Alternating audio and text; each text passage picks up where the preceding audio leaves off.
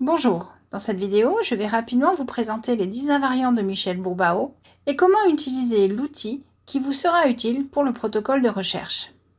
Conseiller pédagogique, il a publié il y a quelques années un livre reprenant les fondamentaux de la conduite de classe et des gestes professionnels. Selon lui, dans une conduite de classe, il y a des processus à l'origine de préoccupations des enseignants. Et pour répondre à ces préoccupations, ces derniers ont des procédures particulières.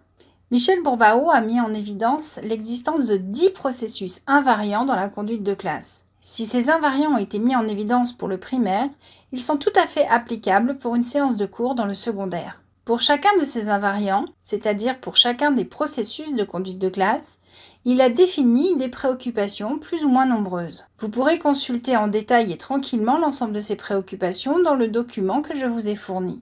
Ces processus sont des cadres interprétatifs qui permettent à l'enseignant de définir la situation. Ils ne s'enchaînent pas nécessairement dans l'ordre indiqué. Il est parfois possible de se passer de certains d'entre eux, en particulier lorsque l'état souhaité est obtenu immédiatement. Les processus se succèdent en boucle, parfois très rapidement, surtout que lorsque l'enseignant prescrit des micro-tâches à l'élève comme du calcul mental par exemple. Des processus peuvent revenir plusieurs fois au cours d'une même séance, alors que d'autres ne vont intervenir qu'une seule fois. Dans le protocole de recherche auquel vous avez accepté de participer, je vous propose de sensibiliser vos stagiaires à la conduite de classe selon les 10 invariants de Bourbao. Dans un premier temps, je vous invite à encourager votre stagiaire à déceler les procédures que vous employez lors des 10 processus invariants de la conduite de classe.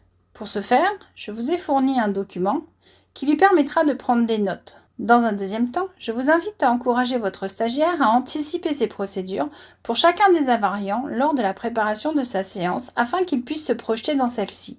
Le document dont vous disposez fournit quelques pistes de réflexion. Je vous encourage à en discuter avec lui. Si votre stagiaire a du mal à se projeter dans sa séance, il serait utile de l'inviter à rédiger une fiche professeur détaillée de son activité. Comme pour un synopsis de film, il pourra écrire les différentes procédures qui lui seront nécessaires à la réalisation de sa séance. Une fois la sensibilisation effectuée, vous pourrez évaluer votre stagiaire sur la conduite de sa classe selon les 10 invariants de Bourbao. Pour ce faire, je vous fournis un outil que j'ai construit à partir de la modélisation des invariants par Michel Bourbao. Cette carte mentale présente les 10 invariants associés à 5 indicateurs. Il vous suffit alors, au fur et à mesure de la séance observée, de cocher les indicateurs qui auront été réalisés.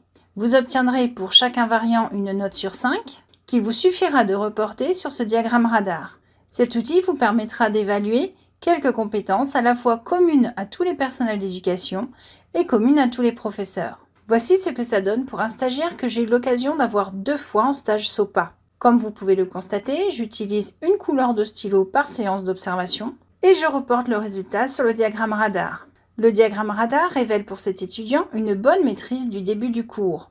Cependant, une fois l'activité lancée, il a eu du mal à terminer sa conduite de classe. Ce diagramme radar a permis à cet étudiant de comprendre qu'il fallait qu'il travaille la clôture de son activité, sa mise en commun et la transition vers l'activité suivante ou la sortie de classe. Ainsi, dans le protocole de recherche auquel vous avez accepté de participer, il vous sera demandé d'évaluer au moins 4 fois la conduite de classe de vos étudiants selon les invariants de Bourbao. La remontée des résultats s'effectuera idéalement fin décembre, au plus tard fin janvier. Je vous remercie sincèrement pour votre participation à ce protocole de recherche.